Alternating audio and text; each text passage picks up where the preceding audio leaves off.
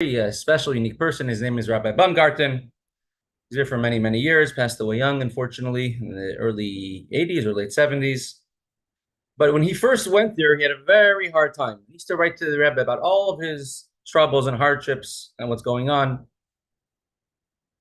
And one time he was in New York and he was by the Rebbe, and he told the Rebbe about this next roadblock on his shlichus. And the Rebbe heard him out, and the Rebbe lifted up his hands and he says in English, Rabbi Baumgarten, no more complaints. It's time to serve Hashem and do your avodah, your work with simcha. Not simcha because I told you to be besimcha, but because you really want to do it, that you really are besimcha.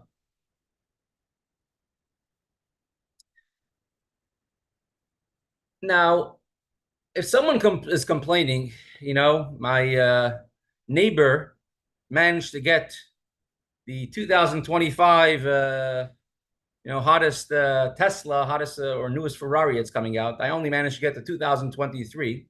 So that we can understand there's no room for complaint. You're complaining that you're not as spoiled. It's not a necessity. For things that are a necessity, and you complain that you need it, that makes total sense. If you don't get paid from your employer, obviously, it makes sense that you should demand what you need, what you get paid. So, in this week's parsha, you have the passing away of Aaron HaKohen, Moshe Rabbeinu's brother, and his sister Miriam. It says that after Aaron passed away, suddenly they were attacked. Who's attacking them? He says that the Canaanite nations. They heard that Aaron passed away, and they attacked the Jewish people. What was unique? It says because the Jewish people were always living in the clouds, literally. They were surrounded on all sides by Anania Kavod, clouds of glory of Hashem that protected them. After Aaron passed away, they left. All these clouds went away. As long as Miriam was alive, there was a well, a big rock that had a well, which water would come from that rock and would give water to drink for the entire Jewish people. It split up into 12 rivers, and every shevet, every tribe had their own well, had their own source of water, their own mikveh, and they also, Shalom Aleichem, Mr. Nadich, and they each one, it says, as a matter of fact, they had to take a boat to travel from one tribe to another because they were separated by a river. When Miriam passed away, then this stopped as well. That's why Moshe and Aaron hit the rock. Later on, it says in the merit of Moshe Rabbeinu, the well came back. There was no water for the people, and people complained to Moshe Rabbeinu. What should we do? We don't see anywhere that Jewish people complained, hey, in the Torah is not written, where did the clouds of glory go? Where did the Anania Kavod go? Seemingly, if you're in the desert, this is just as essential for life as water. It protects you from the sun, it protects you from the storms. It killed any snakes and scorpions on the way. It straightened the path for them. So how could the Jewish people just be quiet and take it sitting down when the clouds of glory went away? So the truth is, there are two different clouds, if you look in the words of our sages, that were in the desert. The typical term used is anane hakavod, clouds of glory. Then is called ananim, clouds. There's two different. There's the clouds which were surrounding the Jewish people, which gave them their needs. It protected them. It washed their clothes for them. The second type is called anani hakavod, clouds of glory, which the only purpose was to add glory, add honor to the Jewish people. That look, Hashem says, these people, this Jewish nation, this is my people. And Hashem is honoring them by taking his clouds and going wherever he goes, will the Jewish nation go? So when Aaron passed away, it says the clouds of glory left, not necessarily the clouds. And this is the most simple understanding of the Torah. A Medrashim, which are not according to the simple understanding, might tell you that all the Edom in the clouds of glory came back. But anything which was essential for the Jewish people never went away, was always there. So the Jewish people didn't have what to complain about when the clouds of glory left, because they didn't need them to live, to survive.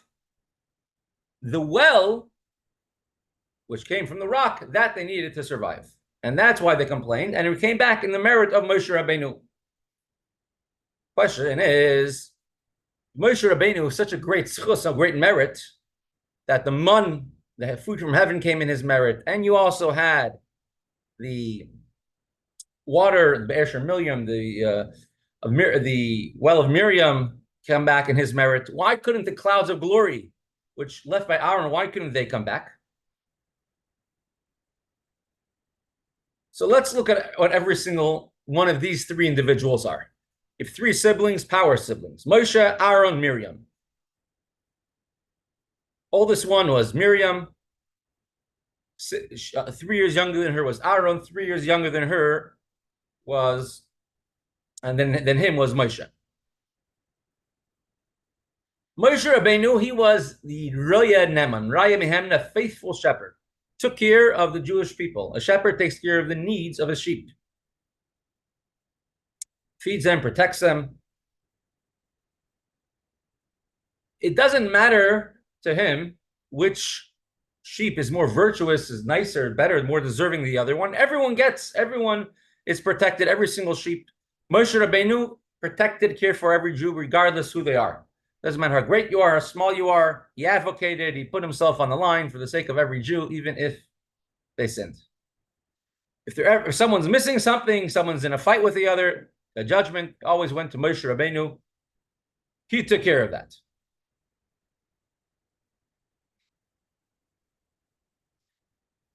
Miriam, she was in Mitzrayim, in Egypt, she was a nurse, a wet nurse, a woman who would help other women give birth. She would take care of babies, cuddle them, give them to eat, to drink, teach them words of Torah. And that was the greatness of Miriam. So Miriam, she gave the basics that the Jewish people needed as well, the water. The Jewish woman throughout all the generations, the entire Yiddishkeit, and the entire warmth and excitement that anyone has in Yiddishkeit comes in the merit and the schus of their mother. When they're a young child, the mother takes care of them, teaches them to wash their hands, teaches them about the Hashem. They have an unquestionable belief in Hashem. Aaron was bringing korbanos in the Beis Hamikdash. True, he loved every single Jew, but he's called Aaron HaKohen. Ukoyin idea is to bring everyone up a level. Not only that people should be good, accept in the way they are, but to raise them and elevate them to a higher level. You have somebody who's just surviving, and they're only alive because it hasn't been their turn to pass on from the world yet. And you can elevate people to have a special purpose. You can make them honorable. And that's what a kohen does. A kohen elevates the people. When they come to the Beis Hamikdash, bring a karban. And that's Anania covered. Finding the honor in every single person, which was Aaron HaKohen. So when Aaron passed away, this idea of covered, the clouds of glory, which Hashem put on the Jewish people, left. The basic needs, the well, that they needed, that Moshe Rabbeinu could bring back for them. And Moshe, as a shepherd, gives the Jewish people everything they need. But to bring people, the entire nation, up to a higher level, that you needed Aaron HaKohen for. And that's why when Aaron passed away, the clouds of glory left, and they never came back, even during the time of Moshe Rabbeinu. We see the greatness of a Rebbe, a Moshe Rabbeinu of the generation, and of every generation, the shepherd of the Jewish people. Moshe Rabbeinu cared about every single person, every Jew, regardless of who they are, and make sure they had every single need. The Medrash says that even after Moshe Rabbeinu passed away, there was still left over mun for the Jewish people.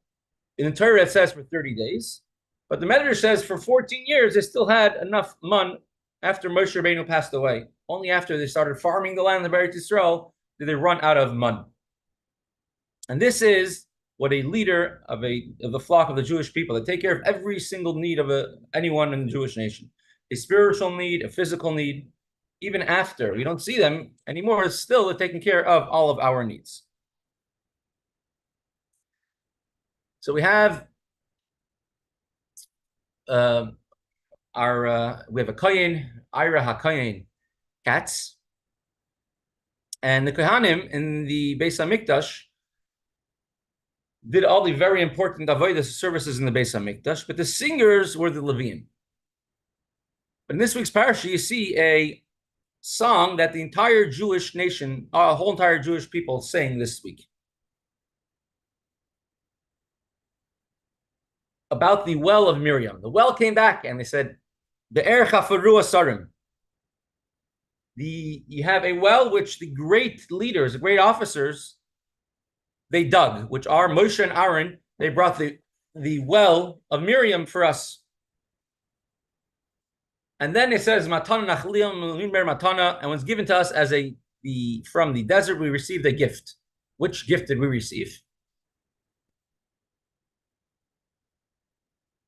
Says Rashi. I'll just bring it up on the screen.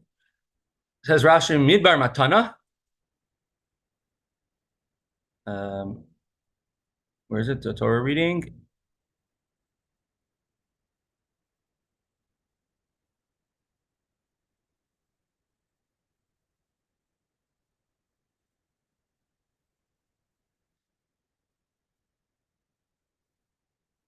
Okay, let's go back to here.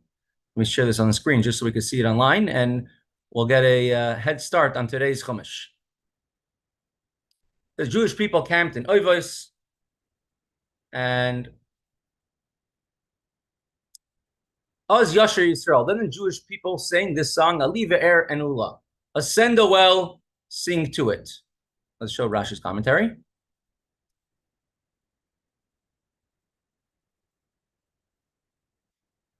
The story behind it, of course, I'm sure everyone's familiar, is when the Jewish people were traveling, they had to pass through a narrow mountain pass, and several nations decided they're going to ambush them from two sides and kill them all. And when the clouds of glory, when the clouds came, it pushed the mountains together and it killed all the enemies who wanted to destroy them. And then the Jewish people did not know about how they were saved. And Hashem made that all the limbs of all the people who got killed of their enemies came into the river. They're able to see what happened. And they said, and they started singing to Hashem, thank you for saving us. It says, Moshe and Aaron dug out this well.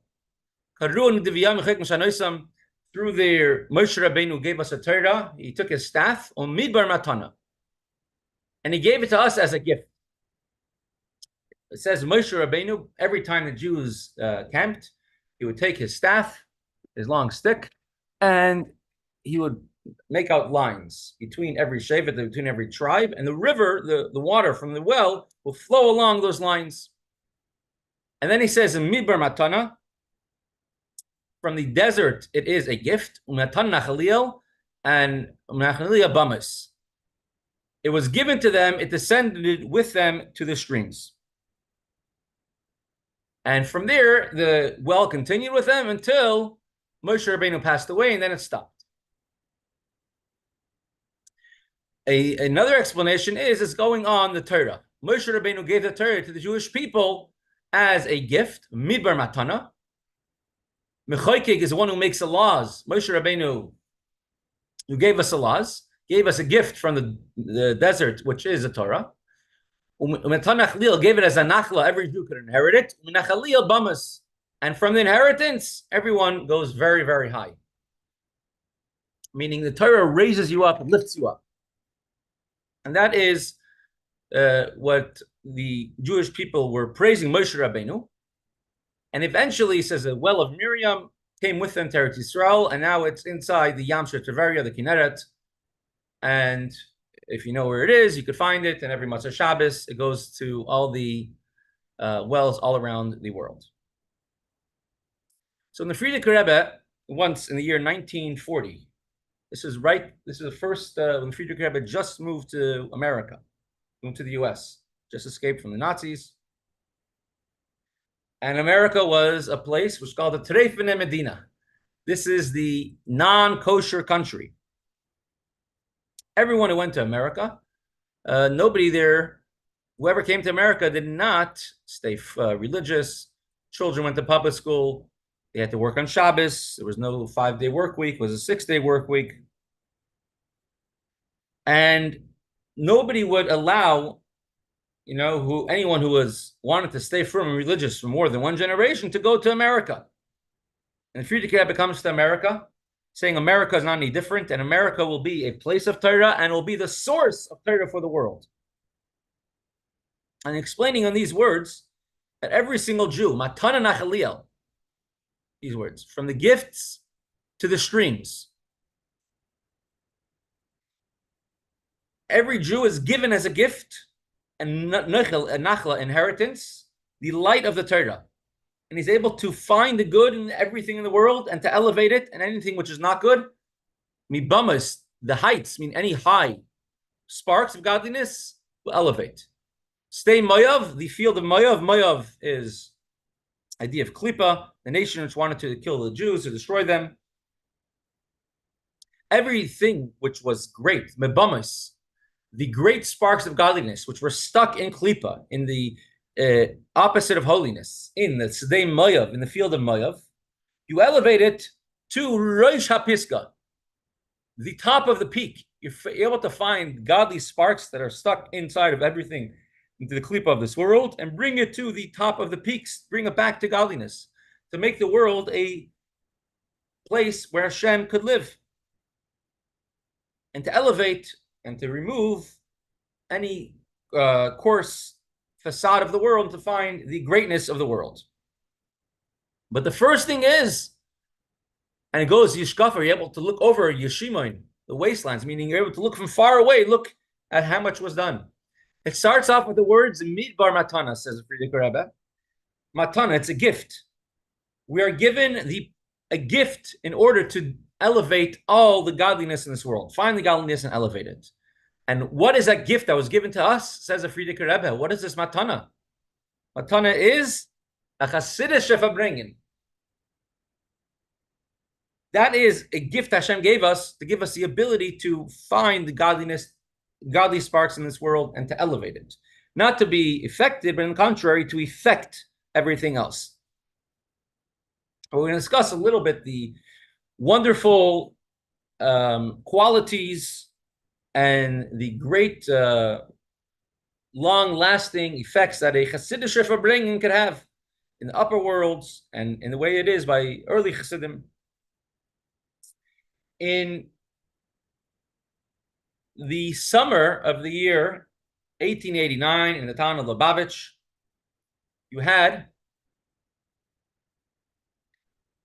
a great chassid, Reb Gershon Ber Pahar, was already an older chassid at that point. He was one of the greatest students of Reb Hillel of Paritcher.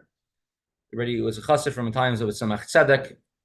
He was someone who was a genius, but worked on himself a lot, davened every single day for many, many hours a day, learned Chassidus and many hours a day. So Gershon Ber Pahar,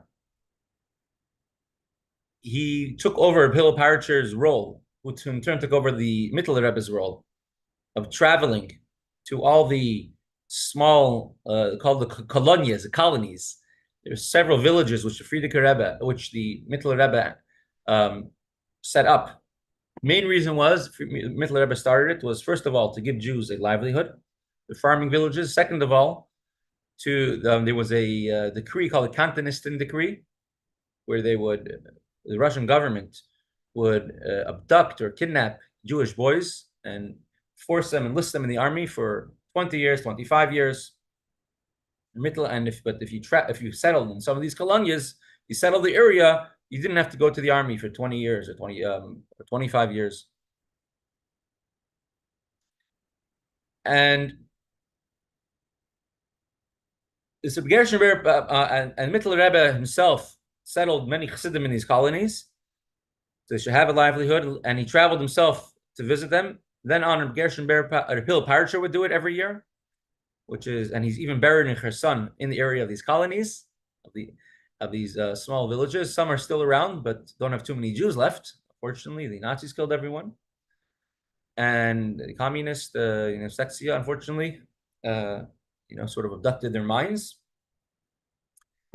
And we could still visit some of these colonies that the Bittler Rebbe started.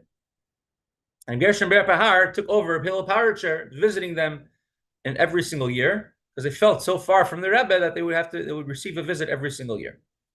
And there are many great Chassidim together with Gershon Ber Pahar, all gathered in Lubavitch at that time. Now, being that Rabbi Gershon Ber Pahar was a devoted Talmud, devoted student of Rabbi Hillel Parasher, Rabbi Hillel Masayev, who was a tremendous tzaddik. As the Tzemach Tzedek said, he has 3.5 Chassidim. And he mentioned them who they are. Isaac Hamler, and he says Hillel Parasher is only half a Chassid, because half of him is a Rebbe. From a young age, he was already able to see saying the Kedusha of Matla Chernobler, etc. He was called the Cholamoid because he was married before his bar mitzvah, so he had a talis before he was wearing tefillin, like a Cholamoid. He was already a Baki B'Shas, Baki B'Zohar, poskim before his bar mitzvah. So Reb Hillel Parasher one time said at a Chassidische farbrengen, "Was a Chassidische farbrengen can uftan, can Malach Michal nicht uftan." What a Chassidische farbrengen, Chassidim gathered together in order to encourage each other, bounce ideas off each other, to serve Hashem better, and you say Chaim to awaken a person, to peel away the layers of the heart. It says Malach Michal cannot do. Reb Zalman Zezmer, who was a chassid of the Alter Rebbe, tremendous Tam Chacham, was a big opponent of Chassidim, eventually became a chassid, one of the greatest Chassidim of the Alter Rebbe. He heard from Chassidim who were connected to the Reb Mendel of Haradak. So we're talking about the early 1770s. He says one time the Chassidim of Reb Mendel of Haradak, the Alter Rebbe, after the Maggid passed away, used to go to Reb Mendel of Haradak. But then in the year 1776, he moved to Eretz Yisrael. And then Alter Rebbe wanted to go with him. And he told Alter Rebbe, your mission is to stay over here in Russia, White Russia, and to spread Chassidus over here. You're going to have a lot of hardships. For me, it will be too difficult. You were given the task from the Hashem Shemaim to spread Chassidus throughout these countries. And Reb Mendel of Haradak, interestingly, it says during those years is when the Alter Rebbe developed Chassidus Chabad. The 1773 to 1776, and 1776 is when the Alter Rebbe became Rebbe. At the time, 1781 was already established. Exactly the same years that this country, U.S., was established. So Chassidim of Reb Mendel of Haradak were by a farbrengen, and they were repeating Torah teachings that they heard from the Rebbe, from Reb Mendel of Haradak. The Alter Rebbe was also in Haradak at that time, and everybody reviewed the Torah that they heard, teachings from Reb Mendel of Haradak. It was somewhere 1773 to 1776. And after reviewing it 2 or 3 times, they started speaking other topics, all in the realm of Kedusha, of holiness, of Torah, and they brought mashke, and one of the Chassidim over there, of the Reb Mendel of Haradak, was very, very sick. And the doctor said, there's no way to heal them. There's no hope for him. And he, in front of all these fellow Chassidim, he started crying, and he says, please give me a bracha, I should have a complete recovery, complete refuah shalema. So one of the Chassidim is here, started laughing at him and tells him, us? You think we could give a bracha? What do you think we could give a bracha? And some other says, why do you have such trust in simple people like us? A bracha is only for a tzaddik, for the Rebbe, go to Reb Mendel of Haradak. But he didn't pay any attention to them, and he asked them and begging them. And he became so overwhelmed with emotion, he started crying from the depths of his heart. So this fellow Chassidim there thought to calm him down, and they started singing a niggin. Everyone should, maybe he'll calm down in the meantime. Then the Alter Rebbe was there, and he says, Shah, everyone quiet. The Alter Rebbe was tremendously respected, of course. And everyone became quiet. This chassid stopped crying. And the Alter Rebbe says, my dear brothers, you forgot what the special note from heaven, the students of the Maggid Mizrich, what was given over to them from heaven. That a decree from Shemayim was said by the Chevrai Kadisha, the select students, 120 select students of the Maggid Mizrich. Was a chassidische farbrengen can uftan, can Malach Michal not uftan. What a chassidische farbrengen can accomplish, even Malach Michal cannot accomplish. Everybody suddenly remembered this saying, and everyone with tremendous feeling and emotion, they gave a bracha to their friend that he should be, before Shalema should be completely healed and have a complete recovery. The Hill Parachon is repeating the story that he heard from Zalman Zezmer, heard this from the Chassidim of the Mechamend of Haradak, who were there when the Alter Rebbe said this. He explained this saying, and he gave a mashal, gave for an example. Little children, their nature is that they care what they need about themselves. And they don't really think what the other person needs so much. And they're jealous of what someone else has. If a friend has this, my friend has a nicer pencil case, and my friend has a, who knows this and that. And children's, emotions are not so developed yet, and they get angry very fast, and they could become mean very fast, or they could become violent, hitting very fast. And if they act consistently in ways like this, father is not too happy. Father has a lot of pain from it.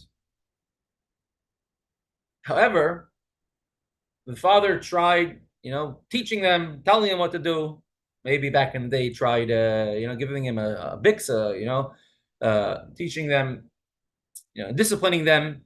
Finally, the father was able to find a very good teacher who was able to get involved and become devoted to his son, and he was able to teach him and how to act.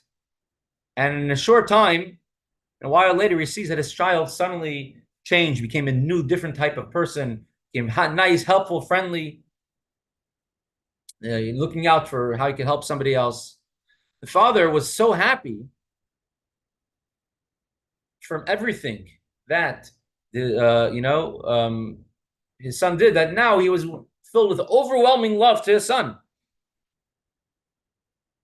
and he's so happy, so much enjoyment, and whatever his son wanted to do from then on, the father was happy to do it. And that's the idea of chassidische farbrengen. Chassidische farbrengen, for the chassidim get together and they have Avas Yisrael, Achdas Yisrael, one with the other, and that in turn causes Hashem so much nachas that he's ready to fulfill whatever these sons of Hashem want when they get along with each other. That's the idea of chassidische farbrengen, the way of kindness. And the Zalman Zezmer says, if a bracha goes out from the mouth of chassidim, it could bring tremendous rachmanis, tremendous mercy from Hashem, more than even Malach Michal, the angel Michal in heaven, which is always constantly trying to find brachas and mercy from Hashem. And so all together, they gave him a bracha to this friend of theirs, and this person became Baruch Hashem, healed. And there's many stories of what a chassidische farbrengen can uftan, what a chassidische farbrengen could accomplish. You give a bracha to someone else, and the brachas become fulfilled. The blessings become fulfilled. In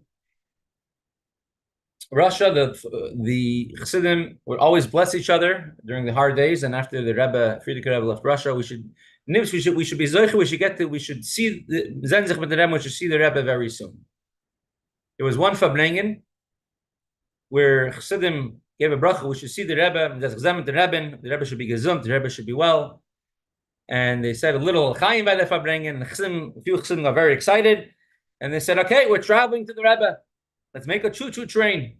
And they took a bunch of chairs, and they put them up in a row, and they all sat down, and now we're traveling, and one chassid became the conductor, and we're traveling, we're in this stop now, we're in that stop, and a few other people by that farbrengen started looking at them, are you crazy? And started laughing at them, you're silly, stop playing these games.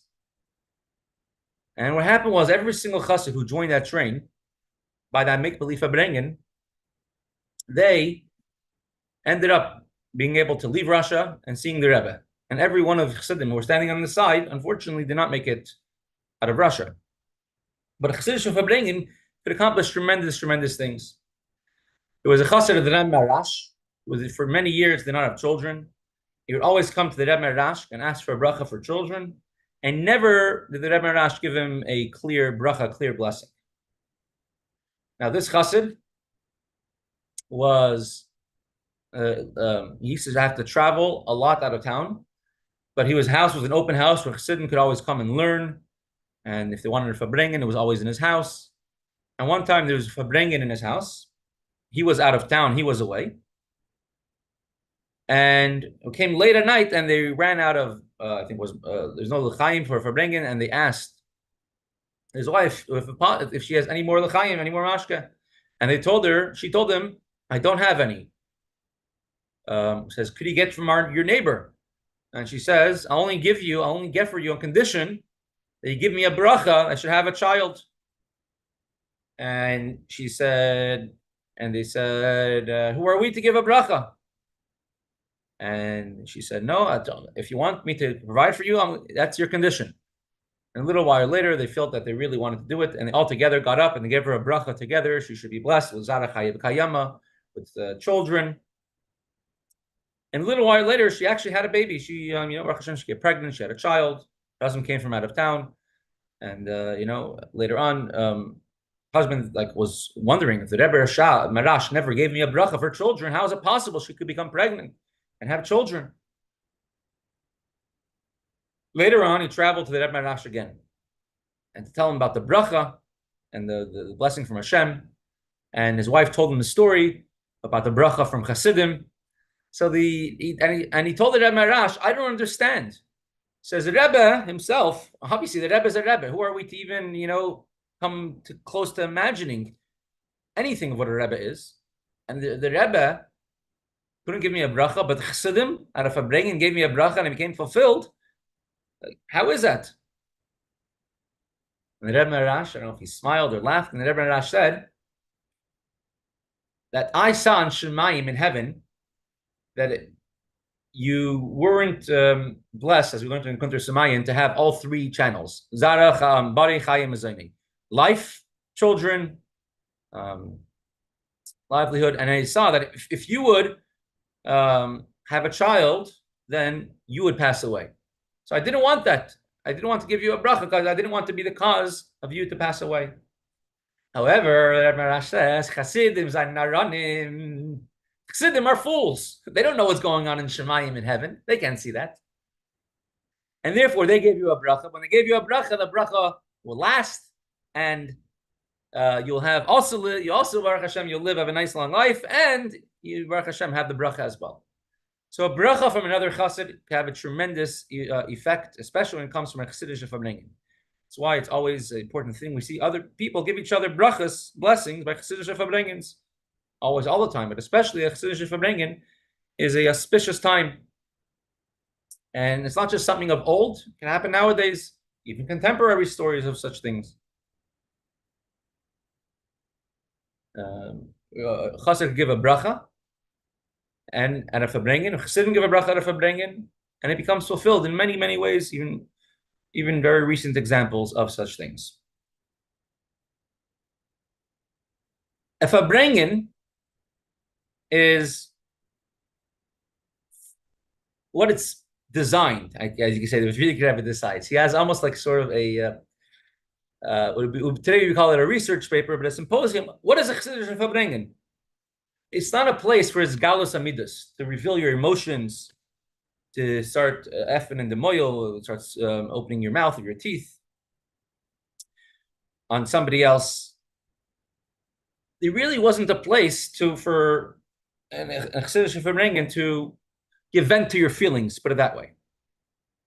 Chassidish farbrengen was full of inner content, inner pnimitochen, to demand from yourself.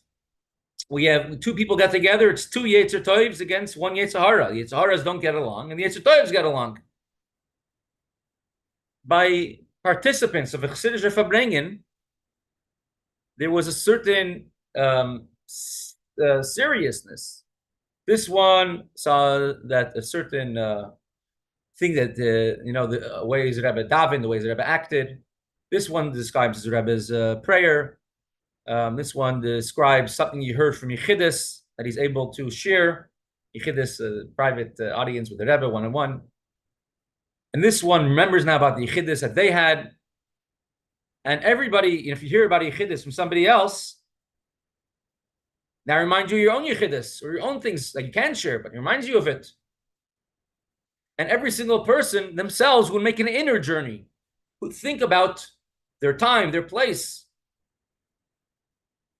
And each person would envision themselves, where was I many years ago, how they're standing by the Rebbe, looking at the Rebbe, and thinking about the tremendous pleasure, inner pleasure they have listening to every word of the Rebbe by Yechidus or by a Maimer. And when a person, so the farbrengen would be making everyone go on their own inner journey by sharing something inner and serious about yourself. And that would make everyone themselves go on their own inner journey. And not just to remember it, but to experience it from new. And when someone sing a niggin, wasn't to be a time filler. Someone should sing a niggin because it would burst out from them. Sometimes it bursts out from everyone together. A niggin of gaguim, a niggin of longing, a niggin of shliach nefesh, or your soul is trying to climb higher. Tachanunim, it's a supplications to Hashem. And of course, by Chassidim, by Chassidish farbrengen, many stories of Chassidim, stories of Rebbeim, stories of a Chassid as well, which describe not just Chassidus, but darkei Chassidus, that room of Chassidus, the environment of Chassidus. And if after a niggin looks many times farbrengen, when people start dancing, everybody felt that suddenly from the great simcha after coming out of Yechidus, it would be a big dancing. And this is the way Chassidish farbrengen was structured. And when the Frierdiker Rebbe says, and these are the type of farbrengens that I long for. Itzemach Tzedek, in the later years, before he passed away, one of his sons was with him, and he walked into the Tzemach Tzedek, and he saw Tzemach Tzedek was crying, and he gave like a big krech, a big sigh. We learned Hayamim 2 days ago. It's a very big teshuvah. And he asked his father, "What's wrong?" And Tzemach Tzedek said, "Because it's already been 50 years since I have been by Chassidish farbrengen." And with that, the Tzemach Tzedek burst into tears. And his son was looking at him. Tati, you're the Rebbe. I mean, you make Chassidish farbrengens, and you're by the Mittel Rebbe. I'm talking about 50 years ago, still in the lifetime of the Alter Rebbe, his grandfather. What does it mean that Tzemach Tzedek said that it's already been 50 years that he's not been by Chassidish farbrengen? And so Tzemach Tzedek told him that there was, long story short, there was one time when he was called him by the Alter Rebbe. Alter Rebbe told him that he's appointing him. And the Tzemach Tzedek then was 16, I think, maybe 15. It was after his chasana. He got married at 14. And he appointing him to become a guide, a mashpia, a leader to the Chassidim of the, or coming to come and learn in Chadarim, in the special, elite Chassidim of the Alter Rebbe, Alter Rebbe would handpick to learn in, it's called the Shochanas, the tables, in certain groups of elite Chassidim, and he should guide them. And after that time, he says, from then on, all Chassidim treated him with now a newfound respect and a newfound sort of distance. Now this is the Samach Tzedek. He's a grandson of the Alter Rebbe, but they looked at him now as very great. And the Alter Rebbe, later on, when he was 24, 23, that's when the Alter Rebbe passed away.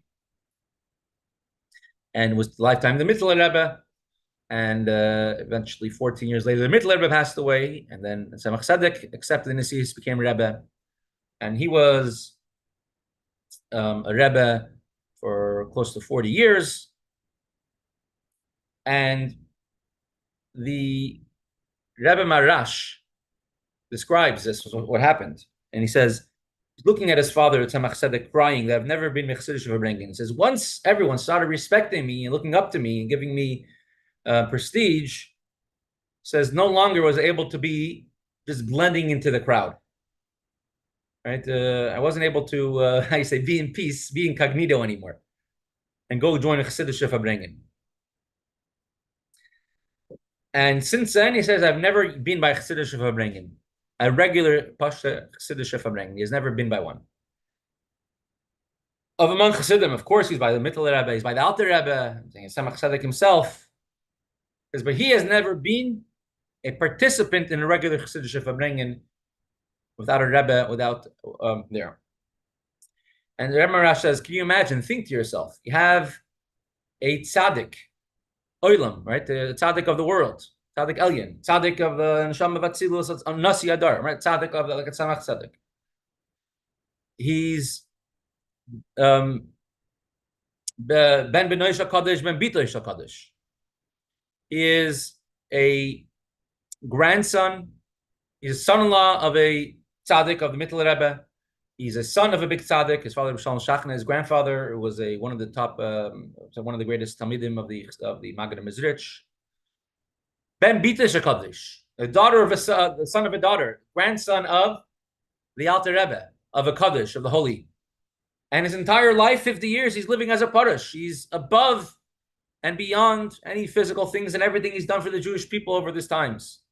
And what's bothering him, that he didn't have the chance to be by a Chassidishe farbrengen, to be a regular participant in a Chassidishe farbrengen, what a Chassidishe farbrengen could accomplish. There's a letter from the Rebbe that to the Hanhala, of a yeshiva, I think in Eretz Yisrael, but many immigrants were coming in from Morocco and they're coming to learn. And the Rebbe was telling them it's important that they shouldn't only learn Chassidus, but the arum from Chassidus, the environment of Chassidus. That's very important to give to them as well. There's many ideas of Chassidus which are not taught, which are experienced. And the way to experience it is through a Chassidishe farbrengen. You need, in order to give some, liquidity, you can have lots of mortar, but if it's dry, it's not going to stick. You got to add water. You got to put a little moisture, lubrication, life into it for it to stick. And all the words of Chassidus Mamarim that we're learning, they're very important. But the room of Chassidus farbrengen, is very, very important. Chassidus farbrengen can accomplish, even Malach Michal cannot accomplish. There was in the 1930s, it's after Friedrich Rebbe, had to leave Russia, and the Chassid, the Bishop de Masmid, was one of those people, maybe the person who the Friedrich Rebbe gave the ability to give brachas, give blessings to, after he left Russia. He himself, Bishop de Masmid, left in the early 30s. Also, he left Russia. He came to America. He came to Pittsburgh. He is a flyer. I'll bring it up one day about how the Bishop de Masmid, he spoke in many shuls here. On Shabbos, Friday night to one shul, Shabbos day in the next shul. Shal Shudas time, those were two shuls in East Liberty. And then Shal Shudas time, he spoke in Kollel Eretz Hatzvi, easy, right over here. Spoke words of Chassidus. And there's a flyer from there. If you find it, Bishop de Masmid, he was eventually killed by the Nazis, Mach Shemam. So the Bishop de Masmid was by a farbrengen in my great-grandfather's house. His name was Rabbi Tzvi. And he only had daughters. He had no sons. He asked the Friedrich Rebbe bracha to have sons for boys, and Friedrich Rebbe told him Some Chassidish Edmer, you will have Chassidish son-in-laws, and they'll be for you like sons. So you understood from the Frierdiker Rebbe that you should no longer ask for a bracha for boys. Later on, there was a farbrengen in their house with a bishop de masmid, and sort of like a last story where they ran out of Chaim, and he asked him to go get mashka, and he said, on condition you give me a bracha to have a boy, promise to have a boy. He says, who am I to have a bracha? I'm not a Rebbe. He says, it's well known. He told him, answer back, the Frierdiker Rebbe gave you the power to give brachas, and eventually got it out of him. He gave him a bracha to have a baby boy. And he went down to the street, and he found a pharmacy that was open or something, and he managed to get for the farbrengen. And he says they had a baby boy, and unfortunately, the child passed away a week before the bris. 7 days old, the day before the bris, a week old, and they gave it a name by some name that was given by the cemetery. And so you realize you don't play around with the brachas of a Rebbe. There's many people that me and you and all of us think of examples, I'm sure, how one farbrengen, one Chassidish farbrengen really changed their outlook for life. Some people learned chitas every single day because of it. Some people learn other Ramam every day because of brachas. The chukka, the yearning to go to a Rebbe, to see a Rebbe, to learn Chassidus, to devote yourself, push yourself beyond your boundaries. When Chassidim are together, what it says in Tanya, 10 Jews are together, even the greatest malach, the greatest angel can't be there. Because the kedusha, the greatness is too great. Chassidim get together for a positive thing, has a tremendous koyach, tremendous power. And there's many stories, many times, when the Rebbe, instructions from the Rebbe says to make a farbrengen in a certain place. And to conclude with a very, it's a good story, but this idea of Chassidish farbrengen is very important. There was and the Rebbe particularly gave instructions to have farbrengens, general instructions, day after day, time after time. Yud Beis Tammuz coming up, the Rebbe says you should make 3 farbrengens and you connect it to Yud Beis Tammuz. In the month of Kislev, every day from Yud Kislev till Chanukah, through Chanukah should be a farbrengen. The constant push for farbrengens. It's a special thing, of course. And the special koyach, the power, which is by farbrengens. So there were, he said to conclude with one anecdote, Rabbi Gupin, he's a shliach in Hartford, Connecticut, many, many years. And there was one time where he made a very large event. It was a big, big dinner. He brought many dignitaries. It was a huge success. So many people came. And it was very successful, everything else. And publicity and financially. And he wrote to the Rebbe about it. And he received no reply. He came to a farbrengen by the Rebbe. He came to one of the Rebbe's farbrengens and said l'chaim to the Rebbe. The Rebbe didn't answer him l'chaim. So of course, the Rebbe would answers or said l'chaim if the person worked on themselves. Anyways, goes by some time.